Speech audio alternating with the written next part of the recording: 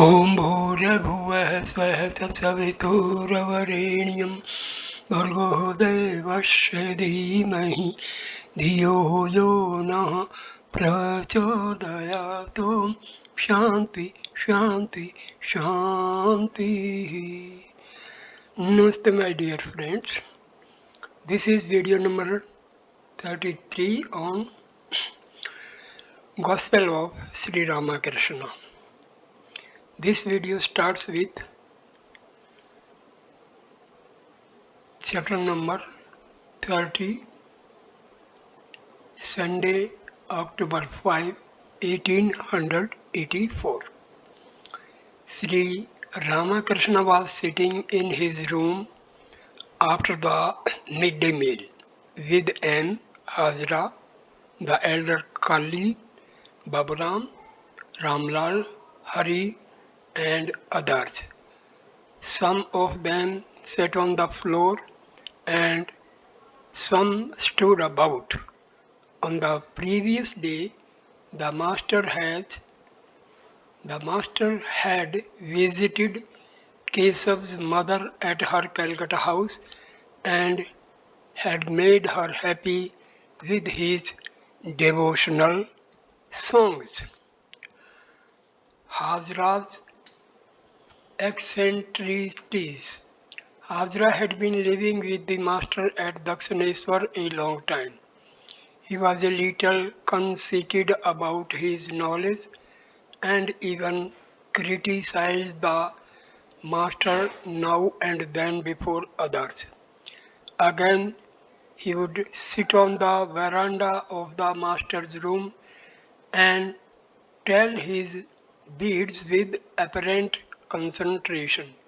He spoke slightingly of Chaitanya as a modern incarnation. He would say, God gives not only pure devotion but also wealth. He has no lack of it. By attaining God, one obtains the 8 occult powers as well. Hazra had a small debt to clear up, about 1000 rupees. He had incurred it for the building of his house and was worried about paying it. The elder Kali had a position in an office from which he received a small salary. He had a large family to maintain. He was devoted to the master and visited him now and then, even absenting himself from the office. Kali to Hazra. You go about criticizing people. You are like a touchstone testing what is pure gold and what is impure. Why do you speak so much ill of others? Hazra. Whatever I say to him, meaning Sri Ramakrishna alone. Master, that is so. Hazra began to explain Tattva-jnana. Hazra. The meaning of Tattva-jnana is the knowledge of the existence of the 24 tattvas or cosmic principles. He was wrong about the meaning of the word. A devotee, what are they? Hazra. The 5 elements, the 6 passions, the 5 organs of perception, the 5 organs of action, and so forth. M. To the master smiling. He says that the 6 passions are included in the 24 cosmic principles. Master smiling. Listen to him. Notice how he explains Tattva-jnana. The word really means knowledge of self. The word Tat means the Supreme Self, and the word Tvam, the embodied soul. One attains supreme knowledge, Tattva-jnana, by realizing the identity of the embodied soul, and the Supreme Self.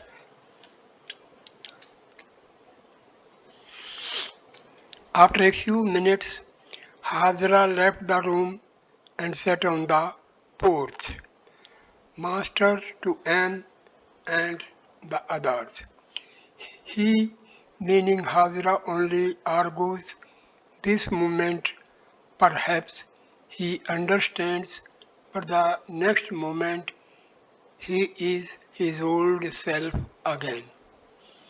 When the angler hooks a big fish and finds it pulling hard, he releases the line, otherwise it will snap and angler himself will be thrown into the water. Therefore, I do not say much to him. To N.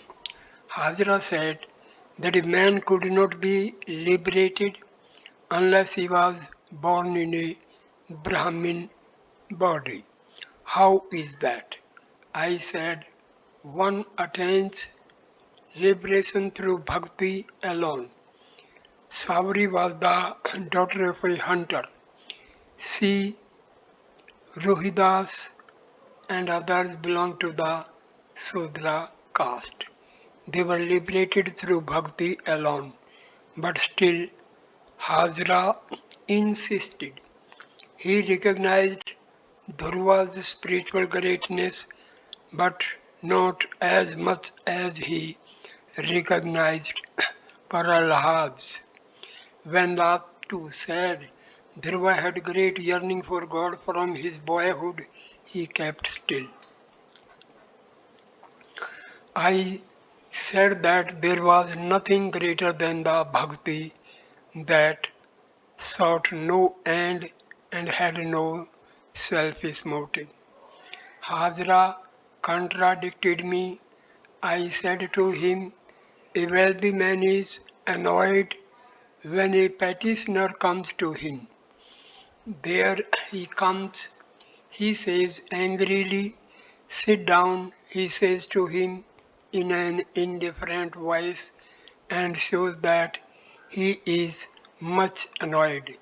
He doesn't allow such a beggar to ride with him in his carriage.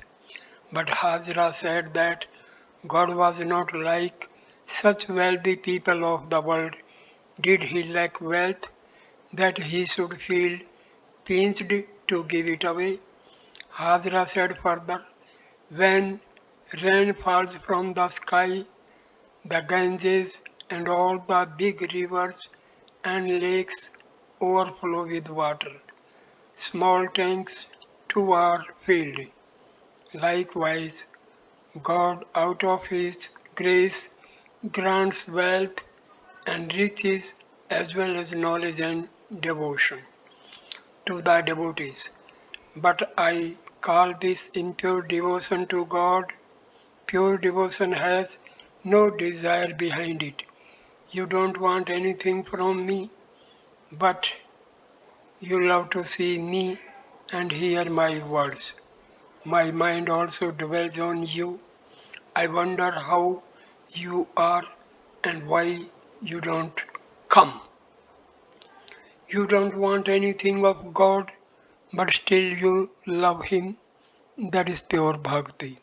Love of God with no motive behind it. Prahlada had it. He sought neither kingdom nor riches. He sought Hari alone. And Hajra is a chatterbox. He won't achieve anything unless he becomes silent. Master. Now and then he comes to me and becomes mellowed, but he is a pest. Again he argues, it is very hard to get rid of egotism. You may cut down an aswatha tree, but the next day a sprout will spring up. As long as the root remains, the tree will grow again. I said to Hajra, don't speak ill of anyone. It is Narayana himself who has assumed all these forms. One can worship even a wicked person. Have not you observed the Kumari Puja? Why should you worship a girl who has all the physical limitations of human being? It is because she is form of the Divine Mother. But God dwells in a special way in his devotees. The devotee is his parlor. If the God has a large body, when it makes a good tanpura, it gives a nice sound. Two monks had arrived at the temple garden in the morning. They were devoted to the study of the Bhagavad Gita, the Vedanta, and other scriptures. They entered the master's room, saluted him, and sat on the mat on the floor. Sri Ramakrishna was seated on the small couch. The master spoke to the sadhus in Hindustani. Master, have you had your meal? Sadhu, yes sir. Master, what did you eat? Sadhu, dal and bread. Will you take some? Master, no. I take only a few morsels of rice. Well, your japa and meditation must be without any desire for result. Is not that so? Sadhu, yes sir. Master, that is good. One must surrender the result to God. What do you say? That is the view of the Gita. One sadhu said to the other, quoting from the Gita, O Arjuna, whatever action you perform, whatever you eat, whatever you offer in sacrifice, whatever you give in charity, and whatever austerities you practice, offer everything to me. Master, if you give God something, you receive it back 1,000 times over. That's why, after doing meritorious deeds, one offers a handful of water to God. It is the symbol of offering the fruit to God. When Yudhishthira was about to offer all his sins to Krishna, Bhima warned him, never do such a thing. Whatever you offer to Krishna, you will receive back 1,000-fold. To one of the sadhus, well, sir, one should be desireless, one should renounce all desires. Is not that so? Sadhu, yes, sir. Master, but I have the desire for bhakti. That is not bad. Rather, it is good. Sweets are bad, for they produce acidity. But sugar candy is an exception. Is not that so? Sadhu, yes, sir. Master, well, sir, what do you think of the Vedanta? Sadhu, it includes all the six systems of philosophy, Master. But the essence of Vedanta is Brahma alone is real and the world illusory. I have no separate existence. I am that Brahma alone. Is not that so? Sadhu, that is true, sir. Master. But for those who lead a householder's life and those who identify themselves with the body, this attitude of I am he is not good. It is not good for householders to read Vedanta or the Yoga Vasishtha. It is very harmful for them to read these books. Householders should look on God as their master and on themselves as his servants. They should think, O God, you are the Master and the Lord, and I am your servant. People who identify themselves with the body should not have the attitude of I am He. The devotees in the room remained silent. Sri Ramakrishna was smiling a little, a picture of self contentment. He appeared happy in his own self. One of the sadhus whispered in the other's ear, Look, this is the state of Paramahamsa. Master to M. I feel like laughing. Sri Ramakrishna smiled like a child. The monks left the room. The devotees were moving about in the room and on the porch. Master to M. Did you go to Naveen Sen's house? M. Yes, sir. I listened to the songs from downstairs. Master. That was well done. Your wife was there. She is a cousin of Keshav Sen. Is not she? M. A distant cousin. Sri Ramakrishna strolled up and down with M. No one else was with them. Master. A man visits his father-in-law's house. I too often used to think that I should marry, go to my father-in-law's house and have great fun, but see what has come of it. And, sir, you say, if the boy holds his father's hand, he may sleep, but he doesn't if the father holds his hand. That is exactly your condition. The mother has taken hold of your hand. Master, I met Baman at the Viswas's house. I said to him, I have come to see you. As I was leaving the place, I heard him say, Goodness gracious, the Divine Mother has caught hold of him like a tiger seizing a man. At that time I was a young man, very stout and always in ecstasy. Master's attitude towards women. I am very much afraid of women.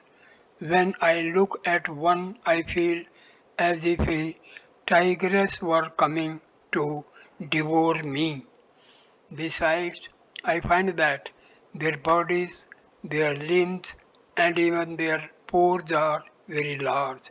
This makes me look upon them as sea monsters. I used to be much more afraid of women than I am at present. I would not allow one to come near me. Now I persuade my mind in various ways to look upon women as forms of the blissful mother. A woman is no doubt a part of the Divine Mother, but as far as a man is concerned, especially a sannyasi or a devotee of God, she is to be shunned. I don't allow a woman to sit near me very long, no matter how great her devotion may be.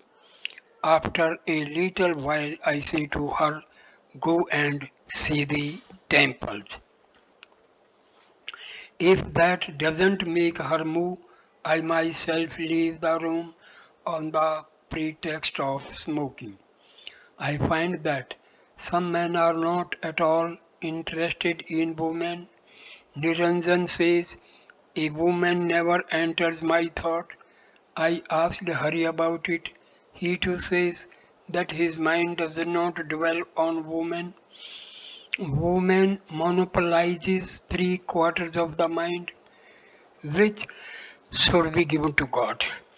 And then, after the birth of a child, almost the whole mind is frittered away on the family. Then what is left to give to God? Again, there are some men who shed their last drop of blood, as it were, to keep their wives out of mischief. There is the gatekeeper, an old man whose wife is only 14 years old. She had to live with him. They lived in a thatched hut with walls made of dry leaves. People made holes in the wall to peep in. Now she has left him and run away. I know another man. He doesn't know where to keep his wife. There was some trouble at home and now he is greatly worried. Let's not talk about these things any more. If a man lives with a woman, he cannot help coming under her control. Worldly men get up and sit down at the bidding of women. They all speak highly of their wives. Once I wanted to go to a certain place. I asked Ramlal's aunt about it. She forbade me to go, so I could not. A little while later I said to myself, I am not a householder. I have renounced woman and gold. If, in spite of that, this is my plight, one can well imagine how much worldly people are controlled by their wives. M. One who lives in the midst of woman and gold cannot help being stand by it, even if only slightly. You told us about Janarayan. He was such a great scholar. When you visited him, he was an old man. You find him warming pillows and blankets in the sun, master. But he had no vanity of scholarship. Further, what he said about the last days of his life came to pass. He spent them in Benares, following the injunctions of the scriptures. I saw his children. They were wearing high boots and had been educated in English schools. By means of questions and answers, Sri Ramakrishna now explained to M his own exalted state. Master, at first I went stark mad. Why am I less so now? But I get into that state now and then. And you don't have just one mood. As you said, you experience various moods. Sometimes you are like a child, sometimes like a madman, sometimes like an inert thing, and sometimes like a ghoul. And now and then you are a natural person. Master, yes, like a child. But I also experience the moods of a boy and a young man. When I give instruction, I feel like a young man. Then there is my boyishness, like a boy 12 or 13 years old. I want to be frivolous. Then that's why I joke and make merry with the youngsters. What do you think of Narayan? And he has good traits, sir. Master. Yes, the shell of the gourd is good. The tanpura made out of it will give good music. He says to me, you are everything. Everyone speaks of me according to his comprehension. Some say that I am simply a sadhu, a devotee of God. If I forbid Naren to do something, he understands it very well. The other day, I asked him to pull up the curtain, but he did not do it.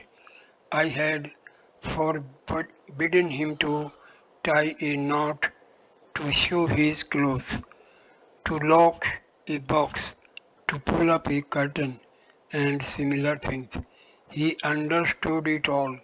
He who would renounce the world must practice all these disciplines. They are meant for sannyasis.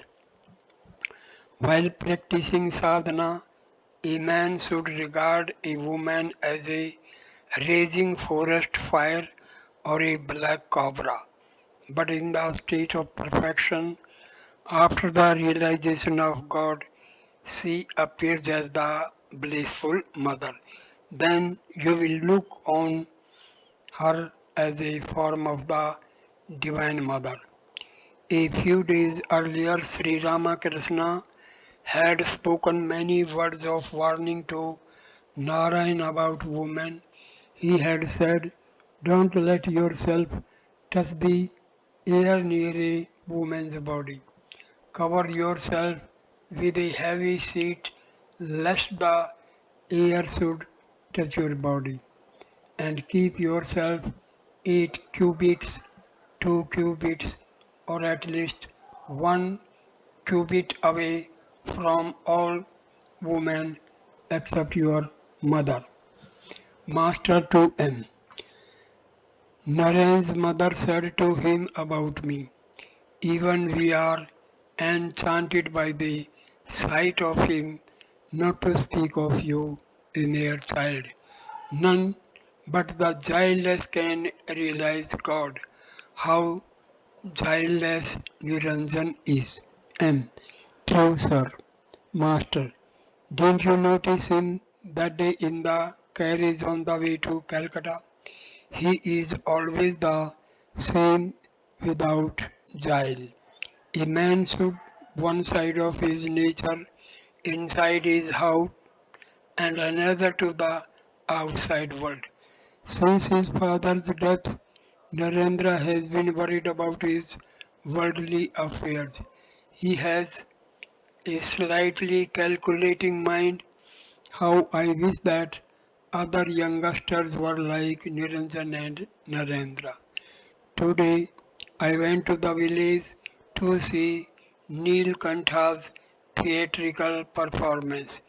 It was given at Nabin Nyoki's house. The children there are very bad. They have nothing to do but find fault. In such a place, a person's spiritual feeling is restrained. During a performance the other day, I saw Dr. Madhu shedding tears. I looked at him alone. To M. Can you tell me why people feel so much attracted to this place, meaning himself? What does it mean? M. It reminds me of an episode in Krishna's life at Vrindavan. Krishna transformed himself into the cowherd boys and the cows, whereupon the cows began to feel more strongly attracted to the cowherd boys, the gopis and the cows. Master, that is the attraction of God.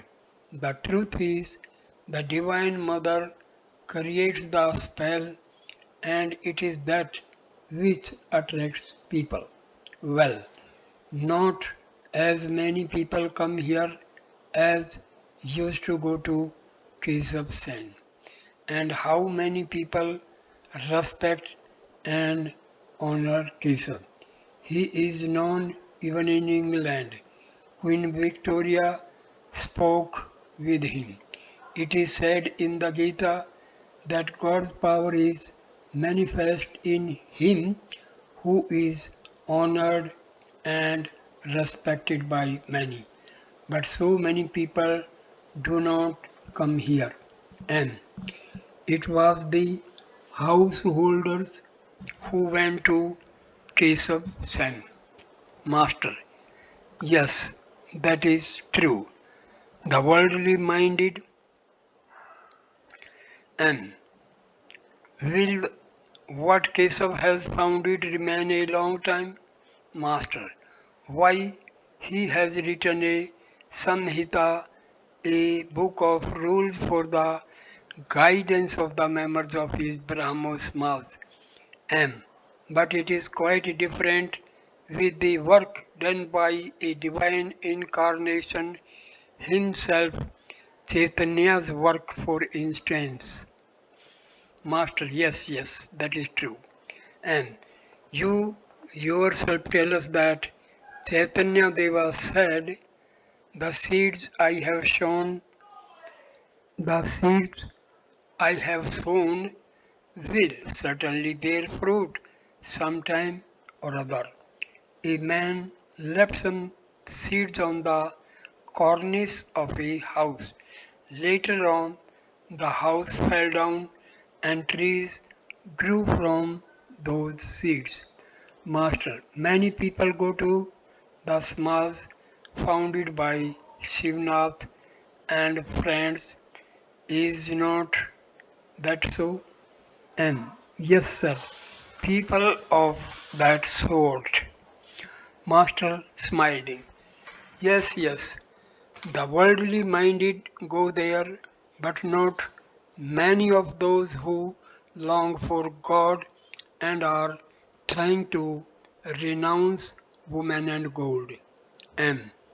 It will be fine if a current flows from this place.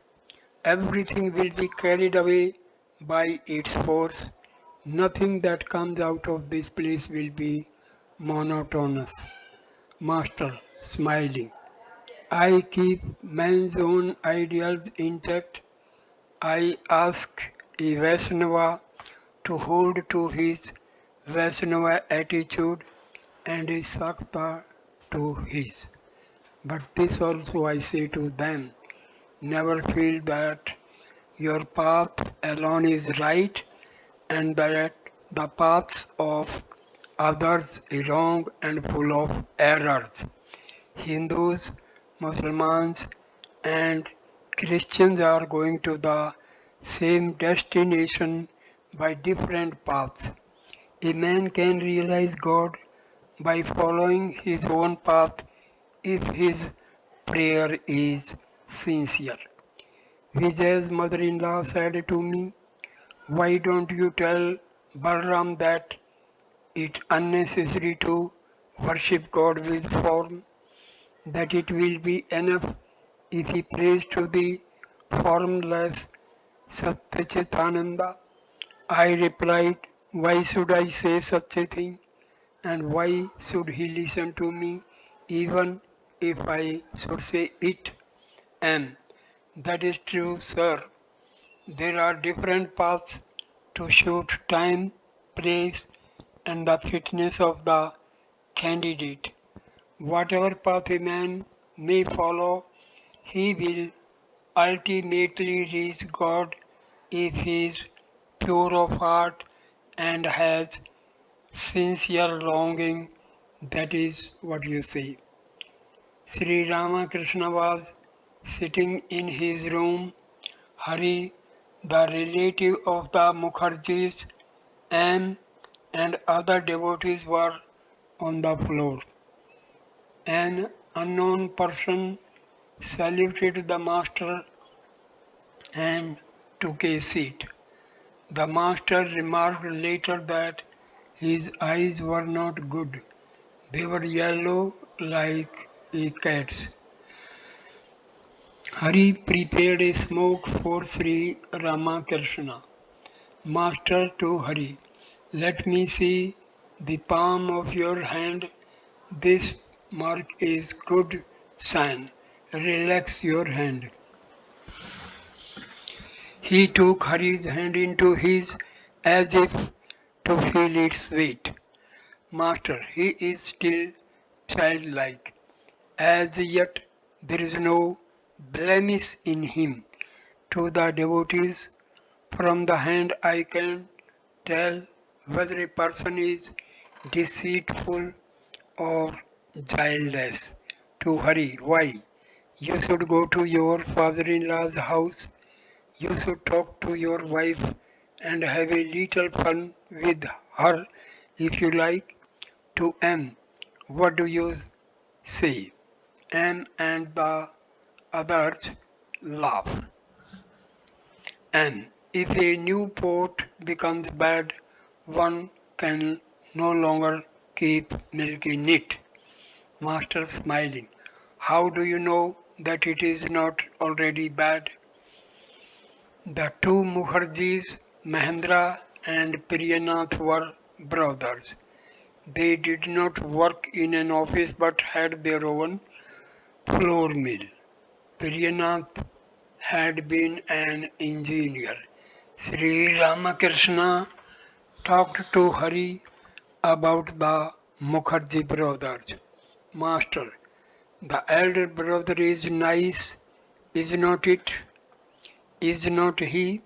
He is artless. Hari, yes sir. Master, is not the younger brother very miserly? I understand that since coming here he has improved a great deal. He once said to me, I did not know anything before. To Hari, do they give anything in charity? Hari, not much as far as I can see. Their elder brother, now dead, was a very good man. He was very charitable. Physical signs indicating character. Master to M and the others.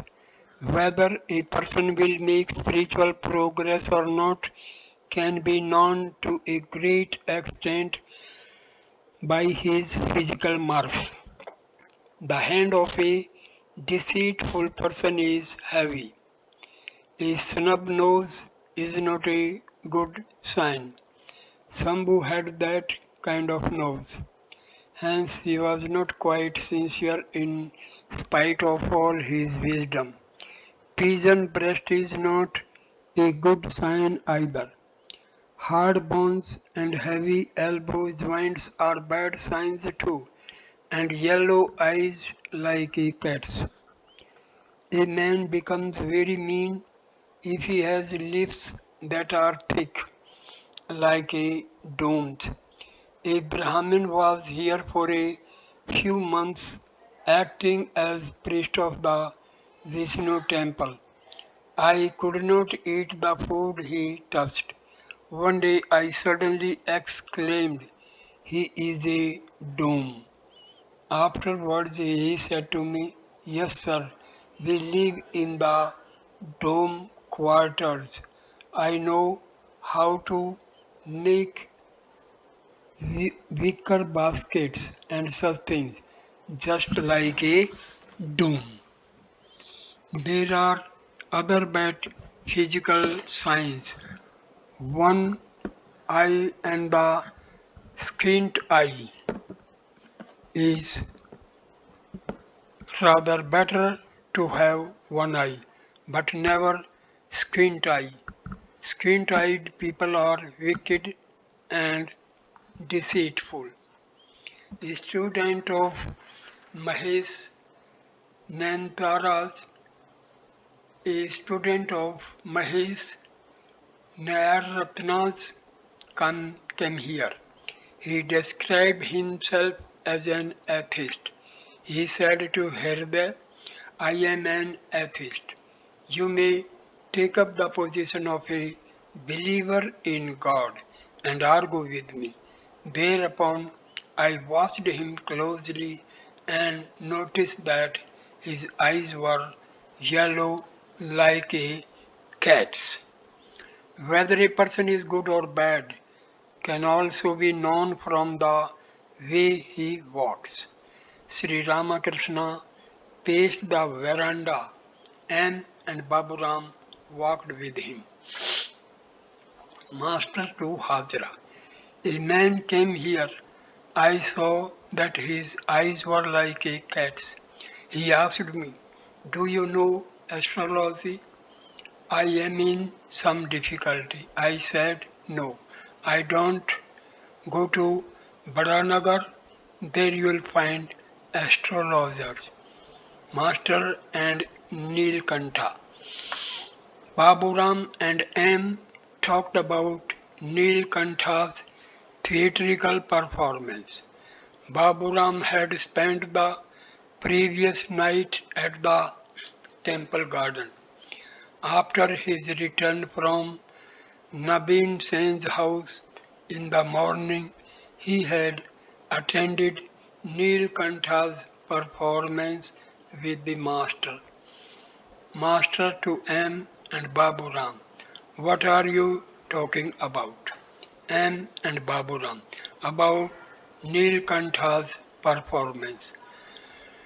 While pacing the veranda, Sri Ramakrishna suddenly took M aside and said, "The less people know about your thoughts of God, the better for you." Saying these words, the master abruptly went away. A short time afterwards, he began to talk with Hajra. Hajra, Neelkantha told you he would pay you a visit. It would be good. Send for him. Master, no, he did not sleep at all last night. It will be different if he comes here through the will of God.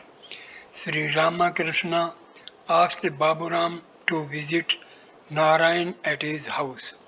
He looked on Narayana as God himself, and so he longed to see him. The master said to Baburam, "You may go to him with one of your English textbooks." About 3 o'clock in the afternoon, Sri Ramakrishna was sitting in his room. Neelkantha arrived with 5 or 6 of his companions. The master went toward the east door as if to welcome him. The musicians bowed before the master, touching the ground with their foreheads. Sri Ramakrishna went into Samadhi. Baburam stood behind him, and Neelkantha and musicians were in front of him. Watching him in great amazement, Dinanath, an officer of the temple, looked on from the north side of the bed. Soon the room was filled with officers of the temple garden. Sri Ramakrishna's ecstasy abated a little.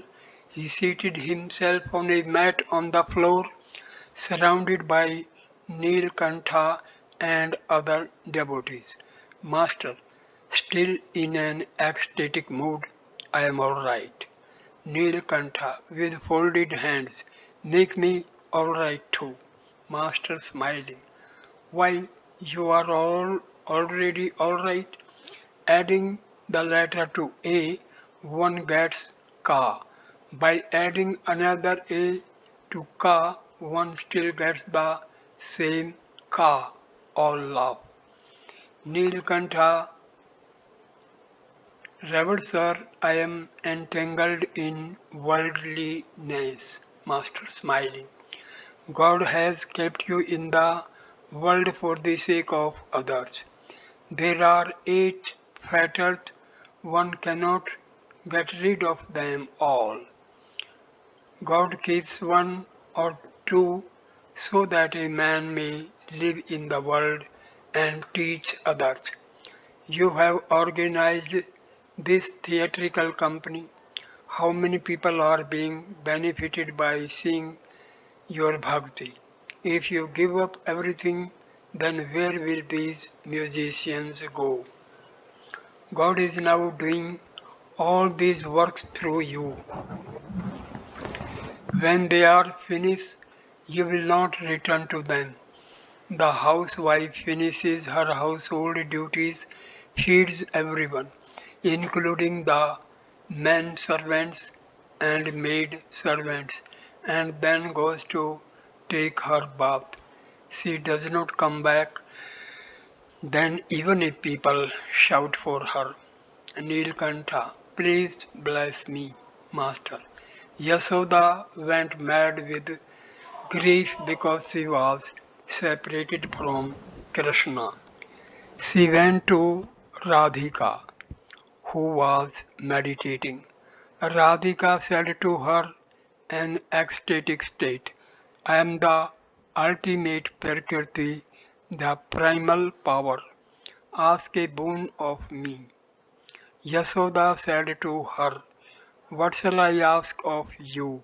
Please bless me, that with all my body, mind, and speech I may think of God and serve Him, that with my ears I may hear the singing of God's name and glories, that with my hands I may serve Hari and his devotees, that with my eyes I may behold his form and his devotees. Your eyes fill with tears when you utter the name of God. Why then should you worry about anything? Divine love has grown in you. To know many things is ajnana, ignorance. To know only one thing is jnana, knowledge, the realization that God alone is real and that He dwells in all. And to talk to Him is vijnana, a fuller knowledge. To love God in different ways after realizing Him is vijnana. It is also said that God is beyond one and two. He is beyond speech and mind. To go up from the Leela to the Nitya and come down again from the Nitya to the Leela is mature bhakti. I love that song of yours about aspiring to reach the lotus feet of the Divine Mother. It is enough to know that everything depends on the grace of God. But one must pray to God. It will not do to remain inactive. The liar gives all the arguments and finishes his pleading by saying to the judge, I have said all I have to say. Now the decision rests with your honor. After a few minutes, Sri Ramakrishna said to Nilkantha, you sang so much in the morning and now you have taken the trouble to come here. But here everything is on ready. Nilkantha, why so? Master, smiling, I know what you will say. Nilkantha, I shall get a precious gem from here, Master. You already have that precious gem. What will you gain by adding again the letter A to Ka? If you did not have the gem, should I like your songs so much? Ram Prasad had attained divine realization. That's why his songs appeal so much. I had already planned to hear your music. Later on, Niyogi too came here to invite me. The master was sitting on the small couch. He told Nilkantha that he would like to hear a song or two about the Divine Mother. Nilkantha sang two songs with his companions. When the master heard the second song, he stood up and went into samadhi. Presently, he began to dance in an ecstasy of divine love. Nilkantha and the devotees sang and danced around him. Then Nilkantha sang a song about Shiva and the master danced with devotees. When the singing was over, Sri Ramakrishna said to Nilkantha, I should like to hear that song of yours I heard in Calcutta. And about Sri Gauranga? Master, yes, yes. Nilkantha sang the song, the beautiful Gauranga, the youthful dancer, fair as molten gold. Sri Ramakrishna sang again and again the line, everything is swept away by the honors of love, and danced with Nilkantha and the other devotees. Those who saw that indescribable dancing were never to forget it.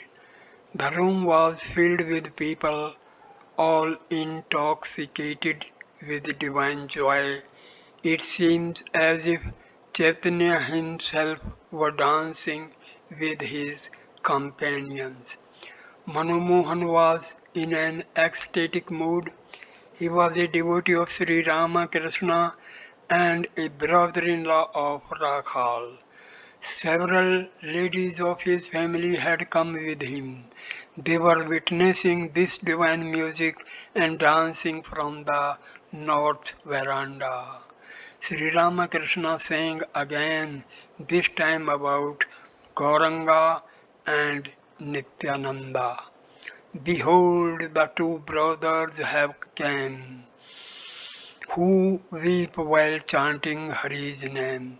He danced with Nilkantha and the other devotees, improvising the line. Behold, the two brothers have come, they who are mad with love of Radha. Hearing the loud music, many people gathered about the room. The verandas to the south and north and the semicircular porch to the west of the room were crowded with people. Even passengers in the boats going along the Ganges were attracted by the kirtan. The music was over. Sri Ramakrishna bowed to the Divine Mother and said, Bhagavata Bhakti Bhagwan, my salutations to the Jnanis, my salutations to the Yogis, my salutations to the Bhaktas. The master was seated on the semicircular porch with Nilkantha and the other devotees. The autumn moon flooded all the quarters with the light. Sri Ramakrishna and Nilkantha talked. Nilkantha, you are none other than Gauranga, Master. Why should you say such a thing? I am the servant of all. The waves belong to the Ganges, but does the Ganges belong to the waves? Nilkantha, you may say whatever you like, but we regard you as the Gauranga himself. Master, tenderly in an ecstatic mood.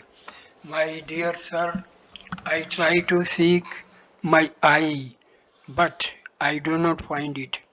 Hanuman said, O Rama, sometimes I think that you are the whole and I am a part, and sometimes that you are the master and I am your servant. But when I have the knowledge of reality, I see that you are I and I am you. Nilkantha, what shall I say, sir? Please be gracious to us, Master, smiling. You are ferrying many people across the ocean or the world. How many hearts are illumined by hearing your music, Nilkantha? You talk of ferrying, but bless me that I may not be drowned in the ocean myself. Master, smiling. If you get drowned, it will be in the sea of immortality.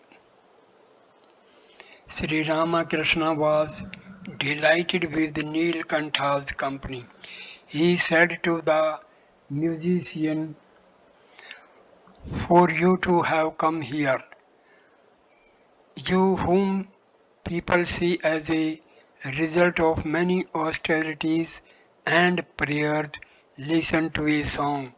The master sang a song, two lines of which ran, "When the blissful mother comes to my house, how much of the Chandi I shall hear, how many monks will come here, and how many yogis with matted locks." He said, continuing, "As long as the Divine Mother has come here, many yogis with matted locks will come too." Sri Ramakrishna laughed to M. Baburam and the other devotees. He said, "I feel very much like laughing. Just fancy, I am singing for these musicians. Nilkantha, we may go about singing, but today we have had our true reward." Master, smiling. When a shopkeeper sells an article, he sometimes gives a little extra something to the buyer. You sang at Nabeen's house and have given the extra something here. All laugh. At this point, I conclude this video. Next video number 34 will start with chapter 31, Advice to Ishan, Saturday, October 11, 1884. Thank you for watching this video. Please like, comment and share the video and subscribe the channel. Thank you. Namaskar.